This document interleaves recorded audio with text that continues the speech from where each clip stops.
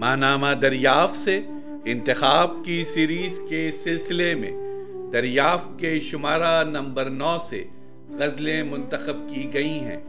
जिन शोरे कराम की गज़लें मुंतखब की गई हैं उनके नाम ये हैं: रसा चुग़ताई, सरवत हुसैन, इजहारुल हक, जावेद अहमद, शाहीन बदर, अजमल सिराज और अख्तर उस्मान।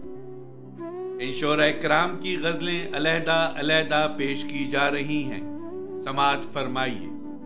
आवाज़ व पेशकश ज़फ़र जमील।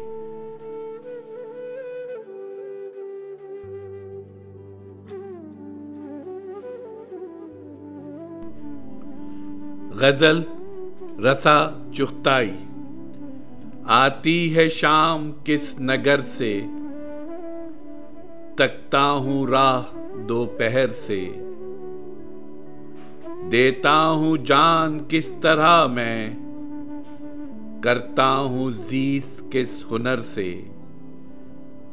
आती है इस तरह ख़ज़ां क्यों, रखती है खार क्या शजर से। रहती है क्यों बुझी बुझी सी, आती है रात किस खंडर से। पहले गिरा निढाल साया, फिर धूप गिर गई शजर से। आंधी को क्या गरज के तिनके, लाती है फाख्ता किधर से। आती है शाम किस नगर से, तकता हूँ राह दोपहर से।